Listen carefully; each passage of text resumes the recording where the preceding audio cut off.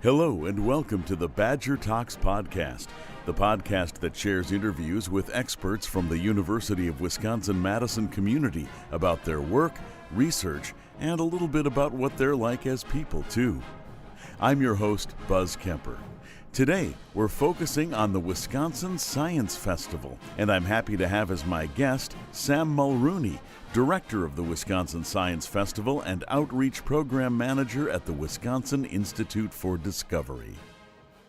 Sam, thanks a lot for coming back. I think you're my first return guest. Oh, I feel honored. Yeah. That's awesome. Yeah. Thanks for having me back. We'll just keep doing it every year, I hope, because this is a recurring thing. Well, first of all, let's just broadly approach this and just people who aren't familiar with the Wisconsin Science Festival, give us your elevator speech about what it is and why people should go. Yeah, sure. Thanks. The Wisconsin Science Festival, the easiest way to think about it is it's a statewide celebration of science, art, engineering, and all of the wonderful stories that we can tell with those topics in mind. So it started back in 2011. This is our 14th annual Wisconsin Science Festival that we're doing.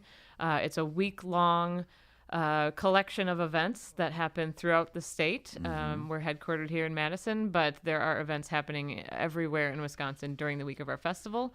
This year it is October 14th through the 20th.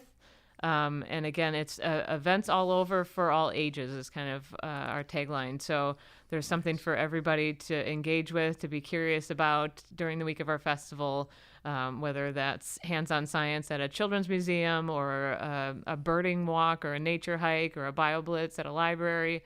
So it kind of runs the gamut. We do a lot of fun types of events during the week of the festival. Terrific. And I want to get into what those events are specifically. But first of all, how many cities are going to have events as a part of the festival? Yeah, so usually we've seen the number continue to grow, but usually we have events within about an hour's drive of everybody in Wisconsin. So it's about 150 different venues participating. Wow. Last year we had about 51 counties.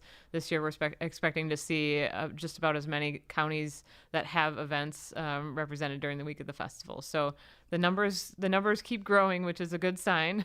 That's great. After about 14 years, yeah. Okay, so we can say literally within an hour of you, there is almost certainly some kind of event that's going to be happening as a part of this, no matter where you live. That's really terrific. Yeah, it's great. And we have on our website, which is the easiest way to find out about what events are happening in your area, in your backyard. We have a map, a state map of Wisconsin, where you can kind of pinpoint which events are happening where. Okay, cool. And I'll ask this again at the end, but give us the website. WISciFest.org. Okay, SCIFEST.org. Great. Okay, cool. All right. Anything that we don't cover in this interview, curious people can go there and find out. That's right. Now, there's a focus, or I believe you call it a feature, every year. That's right. This year it's agriculture, which is obviously so important to the state, and it's important to people who like to eat. Yeah, you like to eat. So I think everybody would have an interest in this. What does that mean when you say it's the feature? Does everything have something to do with eat? What does that mean? Yeah, that's a great question. So we started doing a feature of the festival really more as a way to think differently about what it means to do science or to be a scientist, to kind of create that space where folks can engage with it maybe in a different way than they might be used to. So in the past, we've done themes and features like time or fungi. So it's usually a broad concept, and agriculture is no different. Time or fungi. Yeah. See, this is what I love about science. You literally just said time and fungi in the same sentence, and it totally makes sense in that context. Yeah. Anyway, I'm sorry to interrupt you. That's what we love, right? It sparks some sort of emotion or reaction, and that's the kind of the point of having a feature as well. It's a different way to think about kind of what it means to our state, what science, what innovation, what discovery means to our state.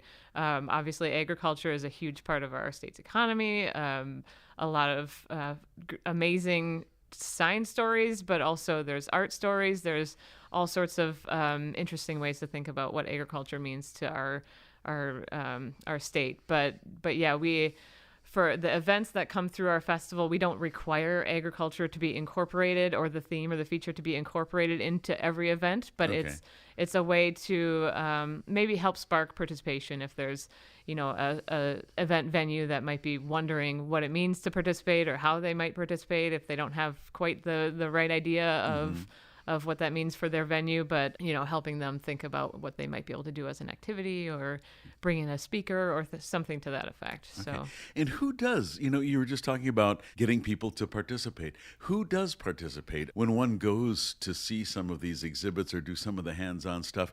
Are these exhibits created by UW professors or high school students or lay people? Where does all the stuff come from? Yeah, I think that's another really great thing about our festival is the answer is everybody. Great. The answer is yes to that question. I kind of figured that. Yeah. So one of the biggest parts of having a statewide event, a statewide festival, and we talk about this a lot in the sort of community engagement world, that it's not us kind of directing or prescribing what it means to do science. Our festival is very community-centered, community-driven, in that our statewide event hosts, so it's libraries, it's museums, nature centers, pubs, even taverns host their own events too, but they're participating in the festival in a way that we can just showcase the amazing things that they're doing, and we aim to highlight and amplify those types of events. So whether they're bringing in local community experts, or maybe there's a university nearby that they're tapping into their professors to do an event or host an event. So it does really run the gamut, and we do have some school districts participate, and they have their family STEAM nights, and then it's the students that are the experts, and we know that you're never too old to learn and you're never too young to teach. So that's the best part of our festival is we kind of just try and celebrate and embrace all of those amazing experts that we have in our state. It's funny. You're never too old to learn is kind of my motto in hosting this series, because people ask me like, oh, do you have to do a lot of research and become an expert? And I tell people, well, I do some research, but I walk out of every interview knowing a lot more than I did going in. So that's what people can expect from the festival as well. You'll know more going out than you did coming in. Yeah, and I think, that's why our tagline of the festival is Curiosity Unleashed, because it's not so much that you have to come away with, you now know so much more about this science concept. It's what did you do to be curious today? And, what does that mean to you in your world? So, it's really just about being curious and asking questions about the world around you. What can someone who's never been to the festival before and they're going in whatever city, I assume that probably Madison and Milwaukee has a lot of stuff going on, and then some of the smaller cities maybe have less. But someone going to this, what can they expect? What motivation can we provide for them to have them want to go? Let's put it that way. Yeah, I think that's a great segue from the notion that it's just about being curious, right? So our festival website is great because you can kind of filter through events that are on a certain topic, or if you're kind of confined to one day or an area, a city, you can filter out for those things. But if there's something that folks are passionate about learning about, chances are there's a festival event that's somewhat adjacent to that topic, whether it's astronomy or whether it's, agriculture and veterinary medicine and things like that. So the motivation is really just what is it that you're curious about today, and what types of events are you looking for? The events that have kind of more hands-on or demonstration components to them are a big hit with our younger audiences and families. You get to touch science and do science and feel it, and you're a scientist yourself. So those are a big motivator. Here in Madison, we host a lot of our own like hands-on exploration station type events at the Discovery Building where we're headquartered. We have our Science on the Square event downtown Madison, which is very much so a hands-on exploratory type event. But then, areas throughout the state, it's there's lectures, there's demonstrations, it's whatever you're interested in learning about. It's going to be out there. Do you have any favorites from years past? Some kind of event that meant a lot to you or really was surprising to you? I would love to hear about such if there is one or two. Yeah, it's hard to pick with 100 plus different events that we have, but Some of the ones that I think are really, when you reflect back on the years of the festival, and now I've been involved in the festival for about 10 years, but thinking back on the ones that are really impactful to me, my mind goes to the ones with the younger audiences, with the families, with the youth. Last year at the festival, one of my goosebump moments was when we had a room full of about 120 or so middle school aged field trip students, and we were having a session with Brandon Braga, who is known for his work on Star Trek Next Generation, and he's good friends with Bill Nye. So that whole group of students on a whim got to FaceTime with Bill Nye and got to interview him or chat with him, and he was right into Bill Nye mode and talking about his where he was at in LA, and he was getting his tires rotated at a mechanic shop, and was happy to talk with these students. But that was my goosebump moment. It was just like they didn't know it was coming, and then all of a sudden, Bill Nye's on the screen right in front of you. But the ones that really resonate with me, I think, are through the eyes of younger learners, which is fun. But I love a good pub talk too. Yeah. We're partnering with Badgers on Tap, which is a new program that we're debuting during the festival this year, where we have any student groups or lecturers from universities coming to from University of Madison talking about their science at a brewery or a tavern, and you get to have a few beverages and learn while you're doing it. So those types of events are a lot of fun too. Yeah, I bet. I bet. Wow. And now you've been involved since 2015, so about 10 years. But you have been in charge of it. You've been the director since 22. So that would make this your third year, right? Second full festival as director. Okay. Yes. Yeah, it was after the festival in 22. But yeah, second full after festival. the festival in 22. Yep. Okay. Yeah. So your second one. Okay. So how is it different for you from year one? You've probably learned a lot and changed a few things. Yeah, I think that's what's exciting about the festival is every year we kind of treat it a little bit as sort of this beautiful, wonderful, big platform that folks can plug into. So the best part of my job as director and, learning in year two the importance of this and the impact that this has on the trajectory of the festival is who we partner with and who is kind of coming across our desk and who we're reaching out to. Oftentimes it comes in conjunction with the feature that we have of agriculture or whatever we're focusing on that year. But other times it's that network that we're building over the tenure of the festival. It just keeps growing and growing. So I think as the director, I think that's the best part of my job now is I get to be, within those conversations and helping to kind of establish those partnerships as a long-term part of the festival. So. And who drives that? Do you seek out certain researchers and say, hey, could you do a thing? Or is it mostly people coming to you saying, hey, we'd like to do this thing, and then you either approve it or not? How does that work? Sure. Who drives the bus? We have both. Yeah, okay, we have cool. both. And that's a wonderful part of what we're doing too. So we have researchers that in their grant proposals to fund their research, they come to us first and say, hey, we have this idea. We want to help share it to the community eventually when it becomes, something that they can publish and say to the public. But they write us into their grant opportunities as part of their broader impacts planning. So we have a little bit of that. So the festival, again, is sort of that platform that folks can plug into. But then certainly we do plenty of our own, reach outs. There's amazing things happening all throughout Wisconsin. So when we hear about something that's kind of raises some flags for us as a great way to fuse art and science and learning together, we'll reach out. So, jump on it. That's terrific.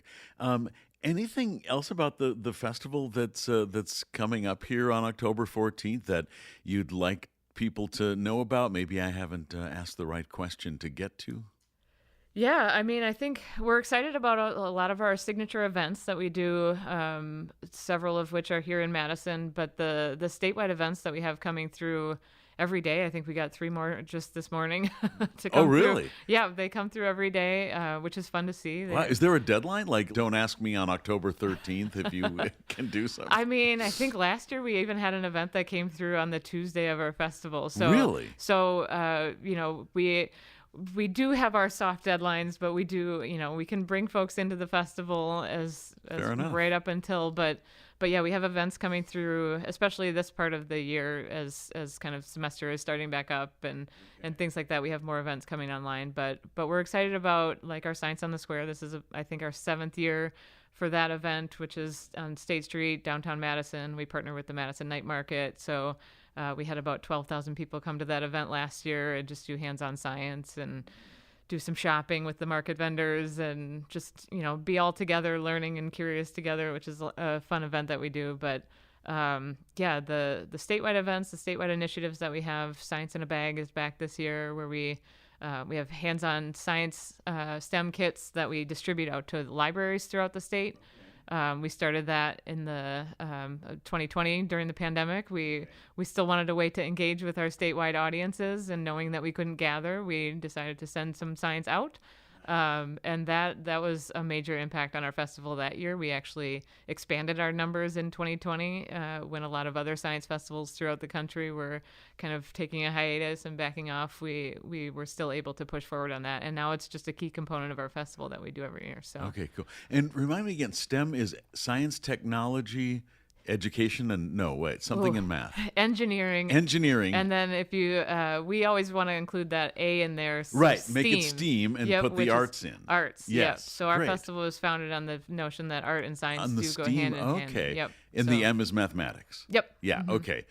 Science, technology, engineering, arts, and mathematics. Okay, cool. Yep. All right, good deal. I should have known that, but, like I said, I learn every time I do one of these. Yeah.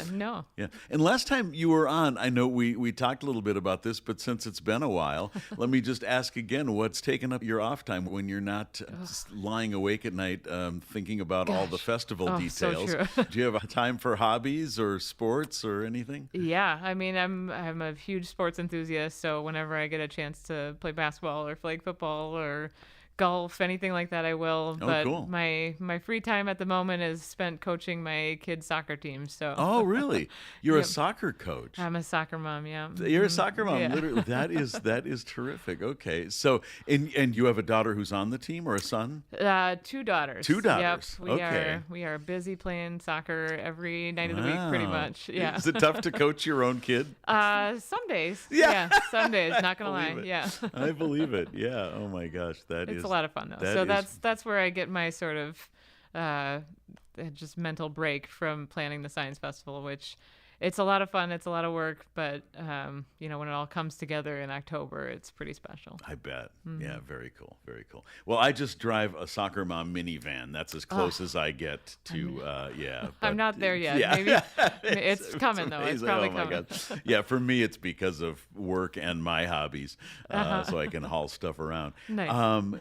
Sam Mulrooney, thanks so much. It's a pleasure to have you back again, and it's kind of fun for me to think about the fact that I've been now hosting this show long enough to start having return guests, and I'm really happy that you are the first of those. That's great. Again, I'm honored. Thank you. Thank you for letting me come back and talk about the festival.